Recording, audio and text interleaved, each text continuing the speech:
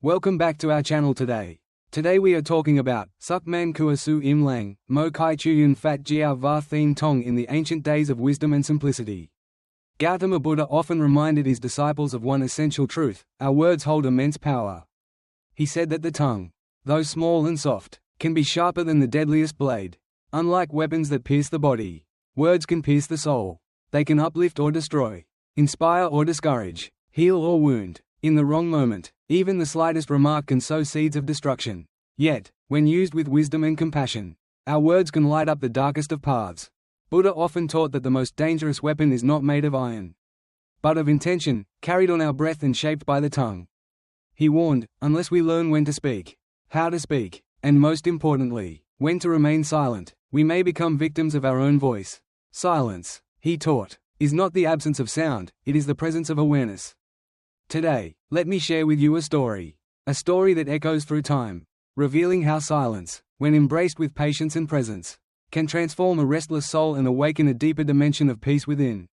Once upon a time, in the vast and serene forests of ancient India, there lived a revered Buddhist monk, far away from the noise of the cities and the distractions of daily life. This monk chose the company of trees, birds, and the whispers of the wind. He spent his days in quiet meditation, known across the land not for his words, but for his silence. One day, a powerful king traveled from afar to seek this monk's guidance.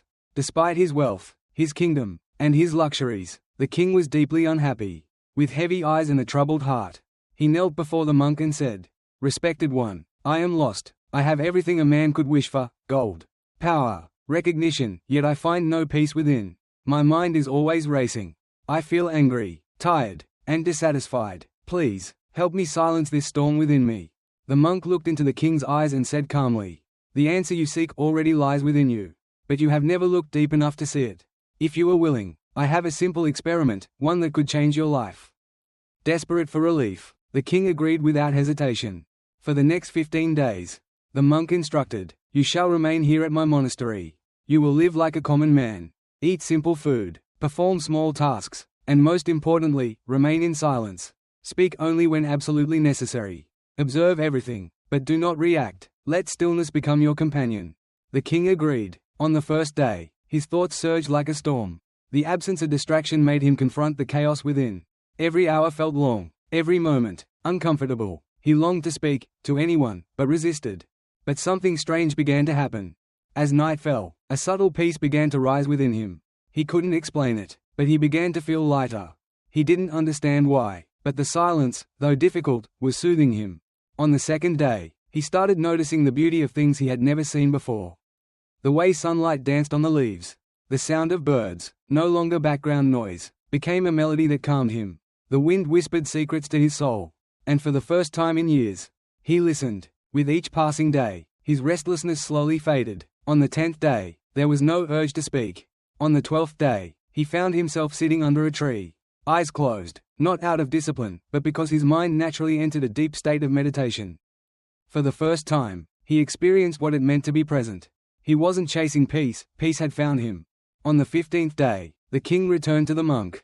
With tears in his eyes, he said, "Master, I now understand. My mind was restless because I spoke too much. I wasted energy on people and things that didn't matter. I constantly criticized, complained, and judged. I scattered my energy with every word. I didn't realize that in trying to connect with the world, I had lost connection with myself." The monk nodded. "And now?" he asked. The king replied, "Now I see that silence isn't empty. It's full of answers. It has given me clarity. I've realized that the noise outside was only a reflection of the noise within. By quieting my surroundings, I allowed my inner world to breathe." The monk smiled gently and shared one final teaching: "This lesson is not just for you, my king. It is for everyone. In today's world, people talk too much. They speak to be heard, not to understand. They argue more than they listen. They react more than they reflect.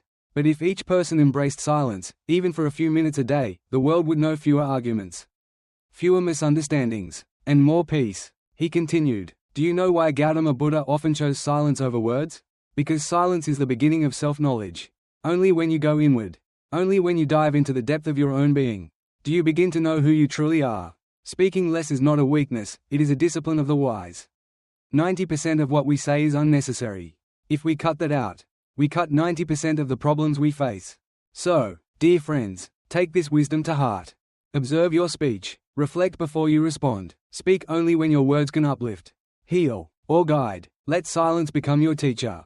Because silence is not loneliness, it is a sacred space.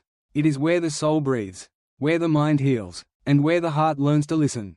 If you can learn to be silent, even in a crowded room, you can find peace that nothing and no one can take from you. And when you speak, your words will carry weight, like sacred verses, because they rise not from ego, but from truth. Spend at least 20 minutes each day in solitude. Let your thoughts settle like dust on a still lake. Let your breath anchor you to the present moment. The more you go inward, the more light you'll carry outward. This inner light will shine through your eyes, your smile, your energy, and when you speak, people will listen, not just to your words, but to the energy behind them. This is the art of Zen. This is the power of silence. A gentle reminder, the wisdom of speaking less and listening more. In a world that constantly urges us to speak, respond, and stay connected, silence has become a rare treasure. Yet, within that silence lies a deep well of wisdom, waiting to be discovered by those who are brave enough to go inward. One of the greatest pieces of advice you can ever receive is this: learn to speak less. And listen more, not only to others but also to yourself. Words are powerful tools. They can shape destinies, mend hearts, inspire revolutions, and soothe wounds, but just as they can heal, they can also harm. The problem isn't that we speak, it's that we speak too often without intention. We speak to fill empty spaces, to avoid discomfort, to prove ourselves, or to simply escape the stillness of our minds. But what if we chose to pause? What if, before responding, we took a breath? What if we allowed silence to stretch, even just a moment longer, so that our response might come from wisdom instead of reaction? Silence is not passive, it is incredibly active. It listens, observes, absorbs, and reveals. In silence, we begin to hear our own thoughts more clearly. We recognize the noise we've allowed into our lives, the negativity, the judgment, the distractions, and slowly, we learn to let them go. To be silent is not to be weak.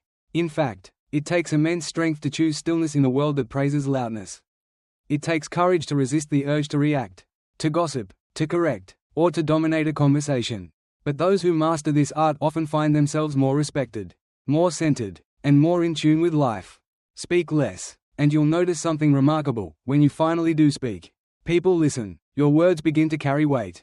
They come from a place of clarity, not confusion, from calm, not chaos. And when you truly listen, to others, to nature, to your inner voice, you begin to live differently. You begin to understand more, judge less, and connect more deeply. So, give yourself the gift of silence. Spend time alone with your thoughts. Observe the world without needing to comment on it. Let go of the urge to explain yourself, defend yourself, or fill every moment with words. You don't need to be loud to be heard.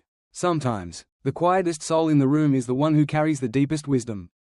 Make silence your daily companion, not as an escape, but as a return to your true self. Because when you are still, you are strong. When you are silent, you are wise. And when you listen, you begin to truly live.